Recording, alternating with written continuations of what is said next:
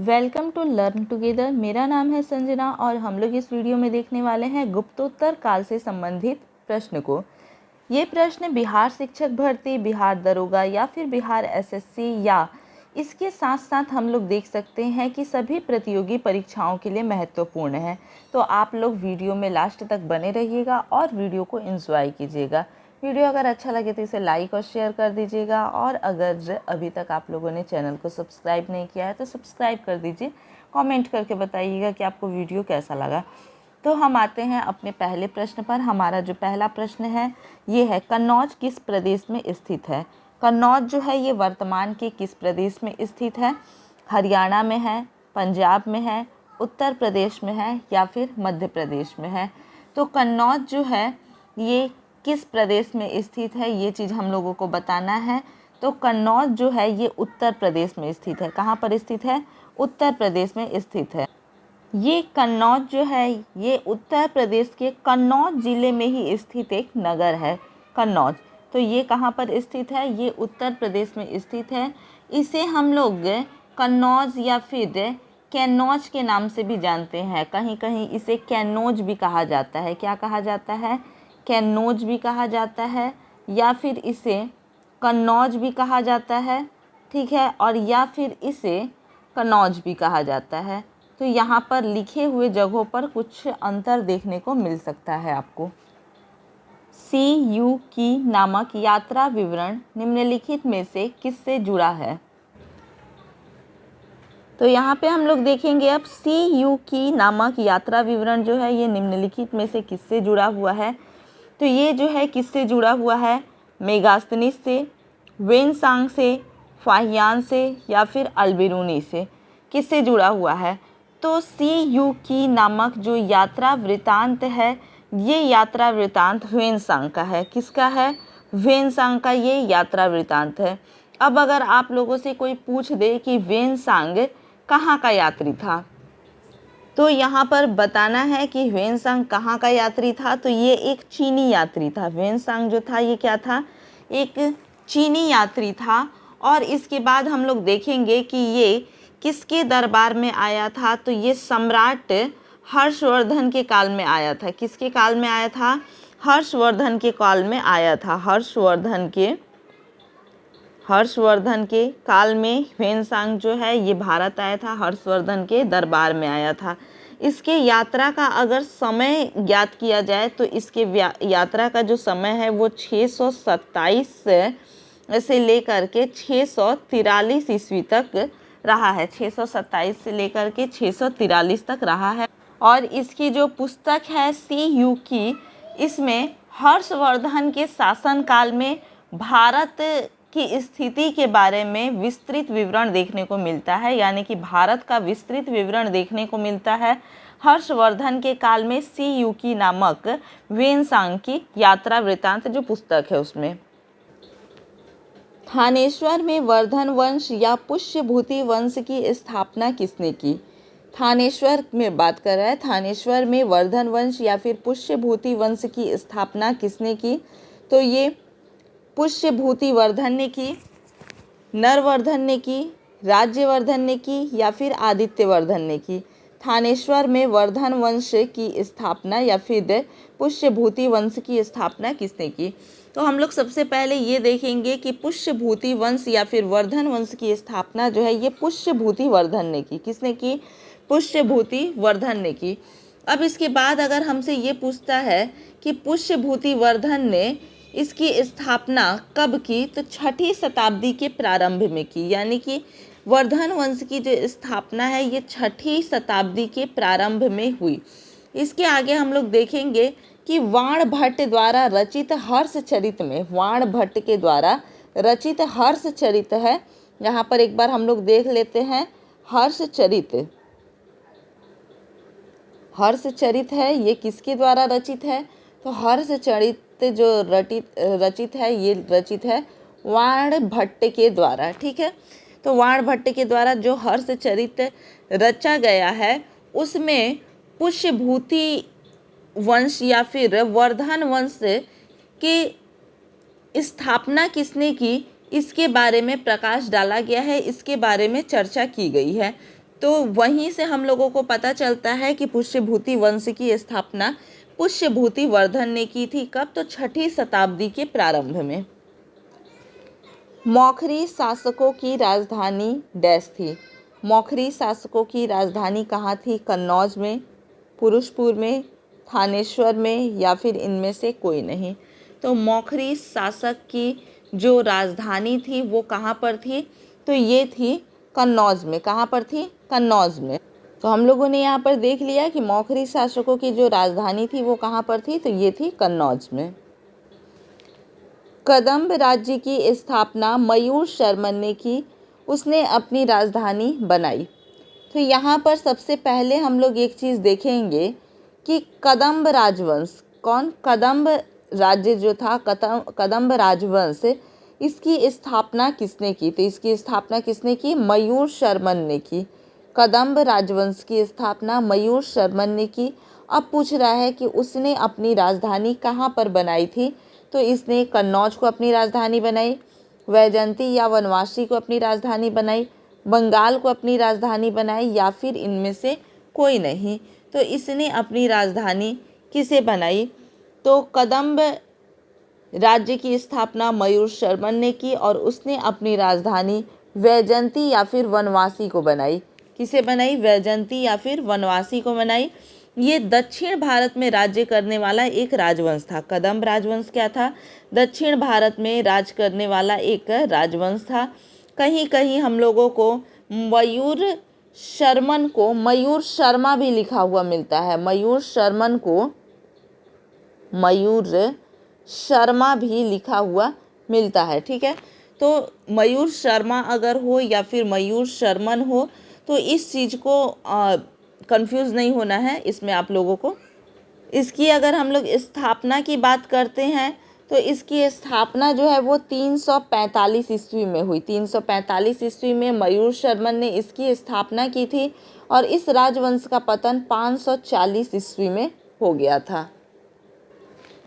हर्ष के काल में भू राजस्व की सीमा थी। हर्ष के काल में भू राजस्व की सीमा कितनी थी? 1/4 से 1/6, 1/3 से 1/4, 1/10 से 1/16 या फिर 1/6 से 1/10।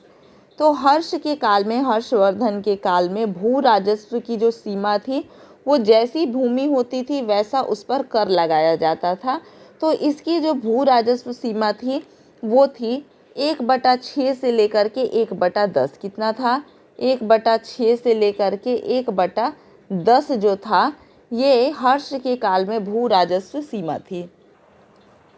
निम्नलिखित में वह अंतिम बौद्ध राजा कौन था जो संस्कृत का महान विद्वान और लेखक था? तो यहाँ पर पूछ रहा है अंतिम बौद्ध राजा। ध्यान देना है कि अंतिम बौद्ध राजा के बारे में पूछ रहा है जो संस्कृत का महान विद्वान भी था और लेखक भी था। तो वो राजा इनमें से कौन है? बिंबिसार है, हर्षवर्धन है, कनिष्क है, या फिर अशोक है? कौन है? बिंबिसार, हर्षवर्धन, कनिष्क या फिर अशोक? तो अंतिम बौद्ध राजा जो संस्कृत का महान विद्वान और लेखक था तो वो है हर्षवर्धन। कौन था? हर्षवर्धन था। दक्षिण भारत के संदर्भ में एरीपति का अर्थ था। तो एरीपति का अर्थ चरागाह की भूमि, जंगली भूमि, जलाशय की भूमि, या फिर इनमें से कोई नहीं। तो दक्षिण भारत के संदर्भ में पूछ रहा है दक्षिण भारत में एरीपति का अर्थ क्या होता था? एरीपति अर्थात क्या होता था? तो एरीपति का अर्थ होता था जलाशय की भूमि। क्या होता था? जलाशय की भूमि। जलाशय की भूमि को दक्षिण भारत में कहाँ पर? तो दक्षिण भारत में एरीपति कहा जाता था। दक्षिण भारत में इसे एरीपति कहा जाता था, जलाशय की भूमि को। हर्षचरित की रचना किसके द्वारा की गई थी? वाल्मीकि के द्वारा, व्यास के द्वारा, कालिदास के द्वारा, या फिर वाणभट्ट के द्वारा? तो हर्षचरित की जो रचना है ये किसके द्वारा की गई थी? तो हर्षचरित जो है ये वाणभट्ट के द्वारा रचित है। वाणभट्ट के द्वारा हर्षचरित रचित है और इसमें हर्षवर्धन का जीवन चरित है। इसमें क्या है? इसमें हर्षवर्धन का जीवन चरित्र इसमें दिखाया जाता है। हर्षचरित जो है ये किस भाषा में लिखा गया है, तो यानी कि ये लिखा गया है संस्कृत में। किस भाषा में है, तो संस्कृत भाषा में लिखा गया है। और अगर कोई पूछे कि वाण भट्ट कौन थे, तो वाण भट्ट कौन थे, अगर ये बात कोई पूछता है तो ये कौन थे, तो ये हर्ष के दरबारी कवि थे। ये कौन थे, हर्ष के दरबारी कवि थे वाण भट्ट। और वाण भट्ट की अगर कोई पूछे कि प्रथम रचना कौन है, वाण भट्ट की अगर कोई पूछ दे कि प्रथम रचना कौन है, तो प्रथम रचना जो है वो है हर्षचरित। तो यहाँ पर हम लोग क्या क्या देखें, हम लोग देखें कि हर्षचरित जो है ये किसकी रचना है, वाण भट्ट की रचना है। ये किस भाषा में लिखित है, तो ये संस्कृत भाषा में लिखित है। इसमें क्या चीज़ मिलता है, तो इसमें हर्षवर्धन के जीवन काल का विवरण देखने को मिलता है। वाण भट्ट कौन थे, तो ये हर्ष के दरबारी कवि थे। और वाण भट्ट की पहली रचना कौन सी थी, तो ये थी हर्षचरित। घंटी यंत्र या तुला यंत्र का प्रयोग होता था। तो घंटी यंत्र या तुला यंत्र का जो प्रयोग होता था ये किसके लिए होता था, खेत की सिंचाई के लिए, खेत की जुताई के लिए, समय मापने में, या फिर इनमें से कोई नहीं। तो घंटी यंत्र या उसे ही हम लोग तुला यंत्र भी कहते हैं। तो इसका जो प्रयोग होता था ये खेत की सिंचाई में इसका प्रयोग होता था। किस में होता था, तो खेत की सिंचाई में इसका प्रयोग किया जाता था। हर्षवर्धन के समय में कौन सा चीनी यात्री भारत आया था, तो यहाँ पर पूछ रहा है कि कौन सा चीनी यात्री भारत आया था हर्षवर्धन के समय। मेगास्थनीज था, वेनसांग था, फायान था, या फिर एत्सिंग था। तो हर्षवर्धन के काल में आने वाला चीनी यात्री जो था ये था वेनसांग। कौन था, वेनसांग था। तो वेनसांग जो था ये क्या था, एक चीनी यात्री था, चीनी तीर्थ यात्री था, बौद्ध धर्म से संबंधित था ये। तो चीनी तीर्थ यात्री था वेनसांग, जो कि हर्षवर्धन के समय में भारत आया था। हर्षवर्धन के शासन काल के दौरान ये भारत में आया था। अग्रहार का अर्थ था, यहाँ पर हमारा सवाल है अग्रहार का अर्थ था। अग्रहार का अर्थ क्या था, तो धर्मनिरपेक्ष अधिकारियों को दिया जाने वाला भू अनुदान। धर्मनिरपेक्ष अधिकारियों को दिया जाने वाला भू अनुदान, सैनिक अधिकारियों को दिया जाने वाला भू अनुदान, ब्राह्मणों को दिया जाने वाला कर मुक्त भूमि अनुदान, या फिर इनमें से कोई नहीं। तो अग्रहार का अर्थ क्या था, तो अग्रहार का अर्थ था ब्राह्मणों को दिया जाने वाला कर मुक्त भूमि अनुदान। ब्राह्मणों को दिया जाने वाला कर मुक्त भूमि अनुदान जो था इसे ही अग्रहार कहा जाता था। चालुक्य राजा पुलकेशिन द्वितीय को किसने पराजित किया था, तो पुलकेशिन द्वितीय जो है वो किस राजवंश के थे, तो ये चालुक्य राजा थे। पुलकेशिन द्वितीय चालुक्य राजा थे। और इन्हें किसने पराजित किया था, तो परमेश्वर वर्मन प्रथम ने, परांतक प्रथम ने, महेंद्र वर्मन प्रथम ने, या फिर नरसिंह वर्मन प्रथम ने। तो चालुक्य राजा पुलकेशिन द्वितीय को नरसिंह वर्मन प्रथम ने पराजित किया था। नरसिंह वर्मन प्रथम ने चालुक्य राजा पुलकेशिन द्वितीय को 642 ईस्वी में पराजित किया और साथ ही साथ इसका वध भी किया। नरसिंह वर्मन प्रथम ने पुलकेशिन द्वितीय को 642 ईस्वी में पराजित करके और इसका वध भी कर दिया था। किसका कथन है, भारत के लोग गर्म मिजाज के हैं, उन्हें जल्दी गुस्सा आता है परंतु ईमानदार होते हैं, भारतीय स्वच्छता प्रेमी है। भारतीय जो है वो स्वच्छता प्रेमी है। ये कथन किसका है कि भारत के लोग गर्म मिजाज के हैं, उन्हें जल्दी गुस्सा आता है परंतु ईमानदार होते हैं, भारतीय स्वच्छता प्रेमी है। ये कथन जो है ये किसका है, वेनसांग का, इत्सिंग का, मेगास्थनीज का, या फिर फाहियान का। ये कथन किसका है, तो ये कथन जो है ये वेनसांग का है। किसका कथन है ये, तो ये कथन है वेनसांग का। वेनसांग ने ही कहा था कि भारत के लोग गर्म मिजाज के हैं, उन्हें जल्दी गुस्सा आता है परंतु ईमानदार होते हैं और भारतीय स्वच्छता प्रेमी हैं। किस व्यक्ति को द्वितीय अशोक कहा जाता है, द्वितीय अशोक जो है ये किसे कहा जाता है, स्कंदगुप्त को, हर्षवर्धन को, समुद्रगुप्त को, या फिर चंद्रगुप्त मौर्य को। द्वितीय अशोक जो है ये किसे कहा जाता है, तो यहाँ पर ऑप्शन के अकॉर्डिंग अगर हम लोग देखेंगे तो द्वितीय अशोक जो है ये हर्षवर्धन को कहा जाता है। किसे? हर्षवर्धन को कहा जाता है। अगर ऑप्शन में आपके हर्षवर्धन और कनिष्क दोनों हो, हर्षवर्धन और कनिष्क दोनों हो, तो आपको कनिष्क को टिक करना है। किसको टिक करना है? कनिष्क को टिक करना है। वैसे दोनों नहीं ही होगा, लेकिन अगर सपोज डैट दोनों होता है साथ में तो कनिष्क को टिक करेंगे। अगर कनिष्क नहीं है तो हर्षवर्धन को यहाँ पर टिक करेंगे। तो किस व्यक्ति को द्वितीय अशोक कहा जाता है? तो हर्षवर्धन को द्वितीय अशोक कहा जाता है और कनिष्क को भी द्वितीय अशोक कहा जाता है। कौन सही सुमेलित है? इनमें से बताना है कि कौन सही सुमेलित है। तो सिंहनाद महासेनापति। तो हर्षवर्धन के काल में महासेनापति जो थे, हर्षवर्धन के काल में महासेनापति जो थे उनका नाम था सिंहनाद। उनका नाम क्या था? सिंहनाद था। इसके बाद देखेंगे कुंतक सेनापति अश्वसेना। हर्ष के शासन काल में अश्वसेना के जो सेनापति थे वो कुंतक थे। अश्वसेना के सेनापति कौन थे? कुंतक थे। अब है अवंती हर्षवर्धन का प्रधानमंत्री। अवंती जो है ये हर्षवर्धन के प्रधानमंत्री थे, या फिर इन्हें युद्ध एवं शांति का मंत्री भी कहा गया है। युद्ध एवं शांति का मंत्री या फिर हर्ष का प्रधानमंत्री अवंती थे। तो इस प्रकार से हम लोग देखेंगे कि हमारा सही जवाब होगा उपर्युक्त सभी। उपर्युक्त सभी जो होगा ये क्या होगा? हमारा सही जवाब होगा, क्योंकि महासेनापति सिंहनाद, अश्वसेनापति कुंतक और प्रधानमंत्री अवंती थे। वाणभट्ट किस सम्राट के राज दरबारी कवि थे? वाणभट्ट किस सम्राट के राज दरबारी कवि थे? तो हर्षवर्धन के, कनिष्क के, विक्रमादित्य के या फिर कुमारगुप्त के। तो वाणभट्ट जो हैं ये हर्षवर्धन के दरबारी कवि थे और इन्होंने ही, वाणभट्ट ने ही किसकी रचना की है? तो हर्षचरित की रचना वाणभट्ट ने ही की है और हर्षचरित वाणभट्ट की प्रथम रचना है। निम्नलिखित में कौन हर्षवर्धन के दरबार से संबद्ध नहीं था? कौन इनमें से है जो कि हर्षवर्धन के दरबार में नहीं थे? भर्तृहरि, मयूर, वाणभट्ट या फिर कालिदास। इनमें से कौन है जो हर्षवर्धन के दरबार से संबद्ध नहीं थे? तो वो कौन थे? भर्तृहरि, मयूर, वाणभट्ट या कालिदास।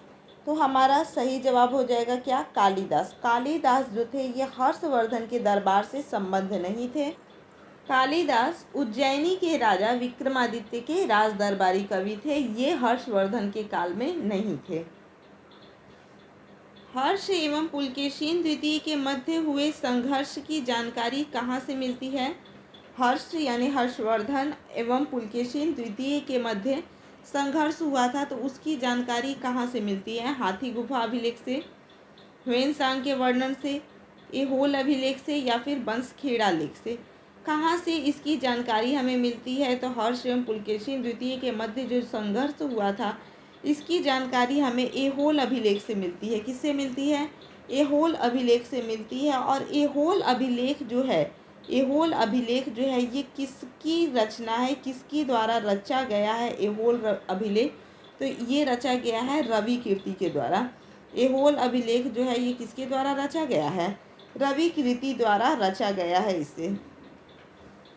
निम्नलिखित में किसने नालंदा विश्वविद्यालय को 100 ग्रामों को दान स्वरूप दिया था? 100 गांवों को दान स्वरूप दे दिया था नालंदा विश्वविद्यालय को। तो ये देने वाले कौन थे? चंद्रगुप्त द्वितीय, हर्षवर्धन, चंद्रगुप्त मौर्य, चंद्रगुप्त प्रथम। तो निम्नलिखित में से किसने नालंदा विश्वविद्यालय को 100 ग्रामों को दान स्वरूप दिया था? तो ये थे, कौन थे? हर्षवर्धन थे। कौन थे? हर्षवर्धन थे। प्रतापशील, हुर हरिण केसरी, महाराजा धीराज नामक उपाधियां निम्न में से किसकी है? तो ये उपाधियां किसने धारण की थी? कौन कौन सी उपाधि है? प्रतापशील, हुर हरिण केसरी, महाराजा धीराज, ये उपाधि निम्न में से किसकी है? तो ये उपाधियां आदित्यवर्धन की है, राज्यवर्धन की है, नरवर्धन की है या फिर प्रभाकर वर्धन की है। ये उपाधियां जो है ये किसकी है? तो ये उपाधियां प्रभाकर वर्धन की है। किसकी है? प्रभाकर वर्धन की है। नर्मदा नदी पर सम्राट हर्ष के दक्षिणावर्ती अग्रगमन को रोका यानी नर्मदा नदी पर सम्राट हर्षवर्धन के दक्षिणवर्ती अग्रगमन को रोकने वाले कौन थे? विक्रमादित्य प्रथम, विक्रमादित्य द्वितीय, पुलकेशिन प्रथम, पुलकेशिन द्वितीय। रोकने वाले कौन थे? तो ये थे पुलकेशिन द्वितीय। कौन थे? पुलकेशिन द्वितीय। सम्राट हर्ष ने अपनी राजधानी थानेश्वर से कहाँ स्थानांतरित की थी? सम्राट हर्षवर्धन जो थे उन्होंने अपनी राजधानी को थानेश्वर से कहाँ स्थानांतरित की थी? थानेश्वर से वो कहाँ अपनी राजधानी को ले गए थे? कन्नौज, राजगृह, प्रयाग या फिर दिल्ली। तो हर्षवर्धन अपनी राजधानी को थानेश्वर से कन्नौज ले गए थे। कहाँ ले गए थे? थानेश्वर से कन्नौज लेकर के गए थे। उत्तर भारत में कन्नौज ये लेकर के आए थे। और ये कब लेकर के आए थे? तो 7वीं शताब्दी में लेके आए थे। कब लाए थे? 7वीं शताब्दी में हर्षवर्धन अपनी राजधानी को थानेश्वर से कन्नौज लेकर के आए थे और उन्होंने 606 ईस्वी से लेकर के 647 ईस्वी तक उत्तर भारत पर राज किया। कुंभ मेला को प्रारंभ करने का श्रेय किसे दिया जाता है? चंद्रगुप्त द्वितीय को, हर्षवर्धन को, अशोक को, इनमें से कोई नहीं। कुंभ मेला को प्रारंभ करने का जो श्रेय है ये किसे दिया जाता है? तो ये दिया जाता है किसे? हर्षवर्धन को। किसे दिया जाता है? हर्षवर्धन को। कुंभ मेला का जिक्र जो है ये चीनी यात्री ह्वेनसांग के यात्रा वृतांत में भी मिलता है। तो इस चीज को भी ध्यान में रखेंगे कि चीनी यात्री ह्वेनसांग की यात्रा वृतांत में भी कुंभ मेला का जिक्र मिलता है, क्योंकि हर्षवर्धन के काल में ही ह्वेनसांग भारत आया था। तो कुंभ मेला का प्रारंभ का श्रेय जो है वो हर्षवर्धन को दिया जाता है। सकलोत्तरा पथनाथ किसे कहा गया है? सकलोत्तरा पथनाथ किसे कहा गया है? तो ये प्रभाकर वर्धन को, राजवर्धन को, कनिष्क को या फिर हर्षवर्धन को किसे कहा गया है? तो सकलोत्तरा पथनाथ जो है ये हर्षवर्धन को कहा गया है। किसे? हर्षवर्धन को कहा गया है। ह्वेनसांग के समानार्थ एवं महायान धर्म के प्रचारार्थ हर्षवर्धन ने कहाँ महासभा का आयोजन 643 ईस्वी में करवाया? तो यहाँ पर हम लोग देखेंगे कि हर्षवर्धन ने एक महासभा का आयोजन करवाया। और वो कब आयोजन करवाया? तो 643 ईस्वी में करवाया। क्यों करवाया? तो ह्वेनसांग के समानार्थ यानी ह्वेनसांग के सम्मान में और महायान धर्म के प्रचार में इसने हर्षवर्धन ने 643 ईस्वी में ह्वेनसांग के सम्मान और महायान शाखा के प्रचार के लिए एक महासभा का आयोजन करवाया। और ये आयोजन कहाँ पर करवाया? प्रयाग में, उज्जैन में, कन्नौज में या फिर थानेश्वर में। तो इस सभा का जो आयोजन करवाया गया था ये कहाँ पर करवाया गया था? कन्नौज में कराया गया था। कहाँ पर? कन्नौज में कराया गया था। सभा का उद्देश्य क्या था? तो चीनी यात्री ह्वेनसांग का सम्मान करना और महायान बौद्ध धर्म की शिक्षाओं का प्रचार करना, यही इस सभा का जो क्या था कि आयोजन का उद्देश्य था। ह्वेनसांग ने किसे शिलादित्य कहा था? शिलादित्य किसे कहा था ह्वेनसांग ने? अशोक को, हर्षवर्धन को, चंद्रगुप्त मौर्य को या फिर चंद्रगुप्त द्वितीय को।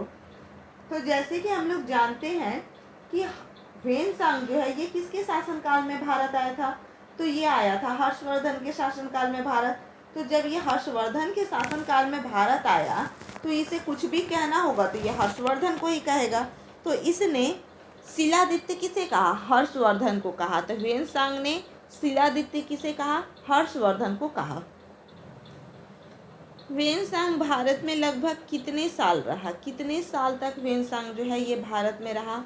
15 वर्ष, 20 वर्ष, 12 वर्ष या फिर 13 वर्ष? कितने वर्षों तक ये भारत में रहा? तो ह्वेनसांग जो है ये लगभग 15 वर्षों तक भारत में रहा। लगभग 15 वर्षों तक कहाँ रहा? भारत में रहा।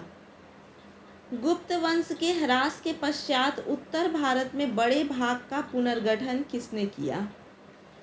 तो ये हर्षवर्धन ने किया, अशोक ने किया, चालुक्य ने किया या फिर राजपूत ने किया। गुप्त वंश के ह्रास के बाद यानी गुप्त वंश के समाप्ति के बाद उत्तर भारत पर बड़े भाग का पुनर्गठन दोबारा किसने किया? तो ये हर्षवर्धन ने किया। किसने किया? हर्षवर्धन ने। हर्षवर्धन अपनी राजधानी को थानेश्वर से कन्नौज लेकर के आता है और उसके बाद उत्तर भारत पर ये शासन करता है। तो उत्तर भारत पर गुप्तों के बाद किसका बड़ा साम्राज्य रहा? तो वो था हर्षवर्धन का। किस चीनी यात्री को वर्तमान शाक्य मुनि एवं यात्रियों में राजकुमार कहा जाता है? वो कौन सा चीनी यात्री है जिसे वर्तमान शाक्य मुनि एवं यात्रियों में राजकुमार कहा जाता है? तो ये ह्वेनसांग है, इत्सिंग है, फाहियान है या फिर इनमें से कोई नहीं। वो कौन है? ये ह्वेनसांग है, इत्सिंग है, फाहियान है या फिर इनमें से कोई नहीं है।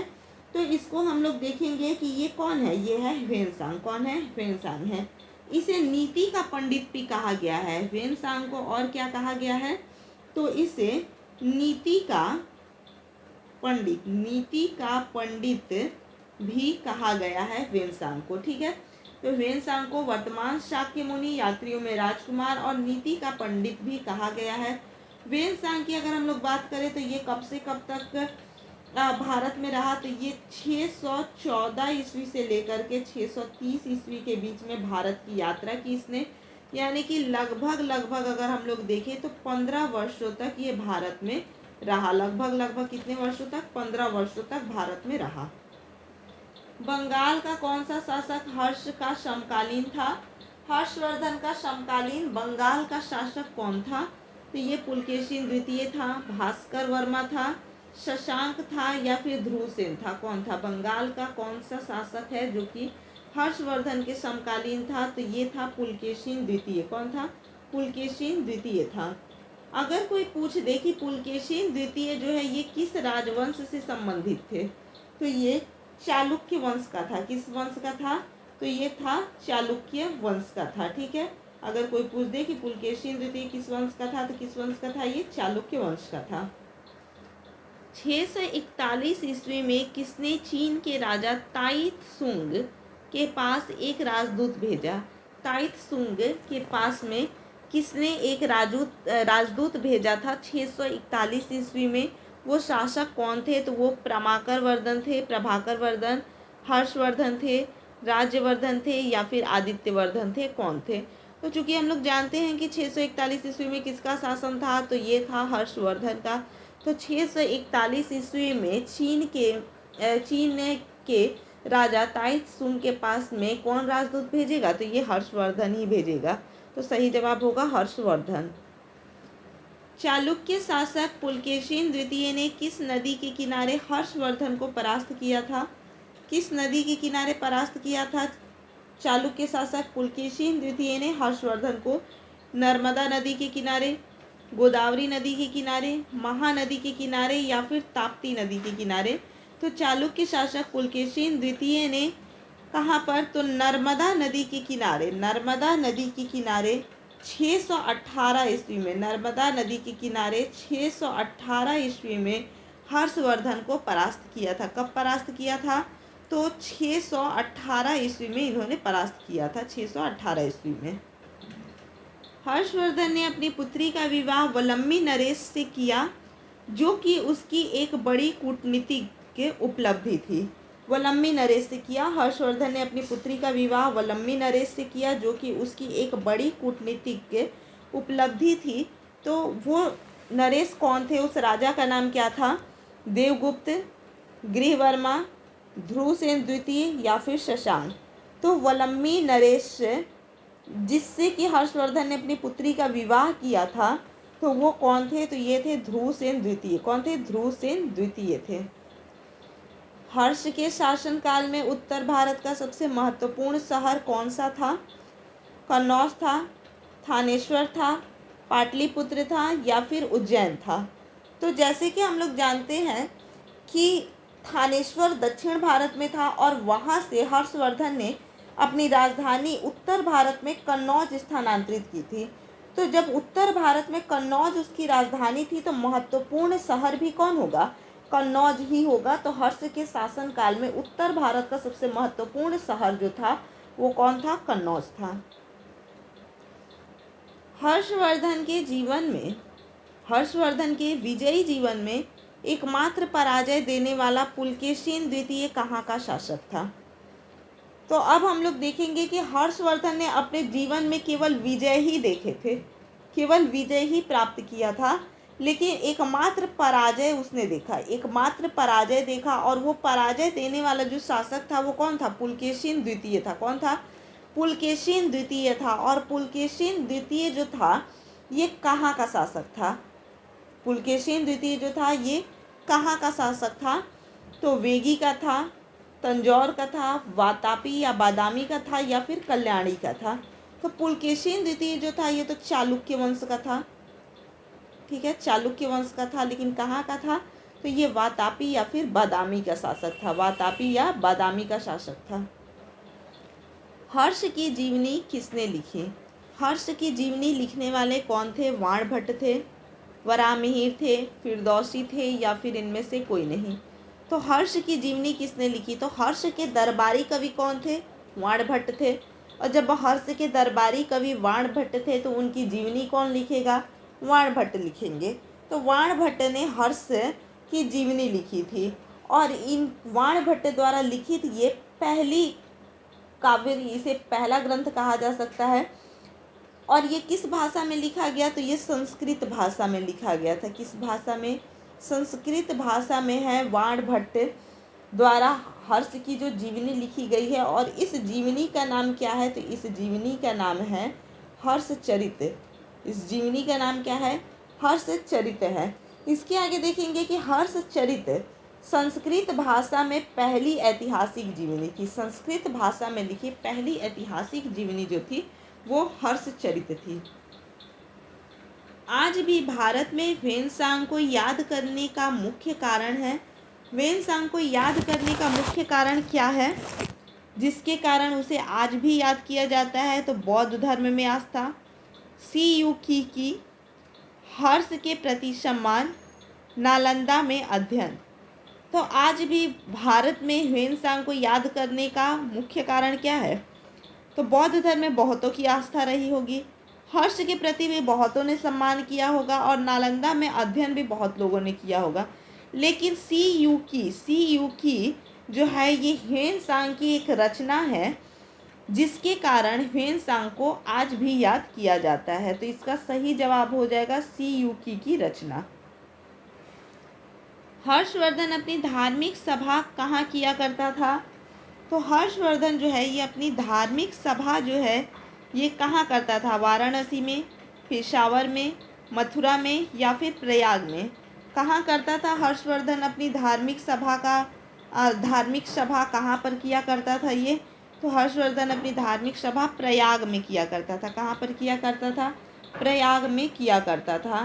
प्रयाग में आयोजित सभा को मोक्ष परिषद कहा गया है। प्रयाग में जो सभा आयोजित की जाती थी इसे क्या कहा गया है? तो इसे मोक्ष परिषद कहा गया है। क्या कहा गया है? मोक्ष परिषद कहा गया है। इसके आगे हम लोग देखेंगे कि 643 ईस्वी में हर्षवर्धन ने कन्नौज और प्रयाग दोनों जगह पर विशाल धार्मिक सभाओं का आयोजन किया था।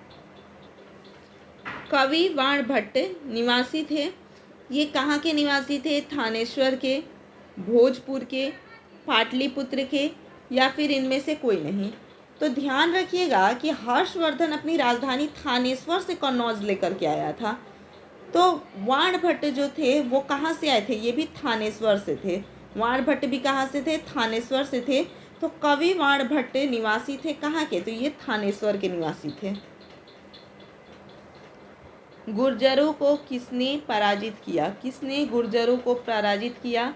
हर्षवर्धन ने, शशांक ने, प्रभाकर वर्धन ने, या फिर राज्यवर्धन ने? गुर्जरों को पराजित करने वाले कौन थे? तो गुर्जरों को पराजित करने वाले हर्षवर्धन थे। कौन थे? हर्षवर्धन थे। वर्धन वंश की राजधानी थानेश्वर किस प्रदेश में स्थित है? तो ये किस प्रदेश में स्थित है? मध्य प्रदेश में, बिहार में, उत्तर प्रदेश में, या फिर हरियाणा में? वर्धन वंश की राजधानी थानेश्वर जो है ये किस प्रदेश में स्थित है? तो ये स्थित है कहाँ पर? हरियाणा में। कहाँ? हरियाणा में। यहाँ पर एक दो जगह कहीं पर शायद मैंने इसे दक्षिण भारत कह दिया होगा, तो वो बोलने के टाइम में वैसे हो जाता है कि बोलते वक्त आदमी नहीं ध्यान दे पाता है। तो इस चीज़ को आप लोग ध्यान दे देंगे यहाँ पर कि जो थानेश्वर है वो कहाँ पर है, हरियाणा में है, उसको दक्षिण भारत नहीं समझना है। तो थानेश्वर जो है ये कहाँ पर है, तो ये हरियाणा में है। नागानंदा, रत्नावली एवं प्रियदर्शिका नाटकों के नाटककार थे।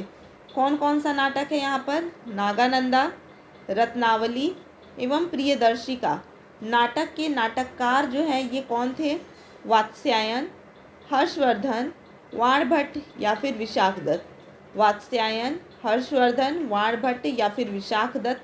तो इसका सही जवाब हो जाएगा हर्षवर्धन। नागानंदा, रत्नावली, प्रियदर्शिका नाटक के जो नाटककार हैं वो है हर्षवर्धन। हर्षवर्धन की बहन राजश्री का विवाह किसके साथ हुआ था, राजश्री का विवाह किसके साथ हुआ था, तो वाकाटक नरेश विंध्य शक्ति से, मैत्रक नरेश भटार्क से, शक शासक रुद्रदमन से या फिर मौखरी नरेश गृहवर्मन से, गृहवर्मा या फिर गृहवर्मन से।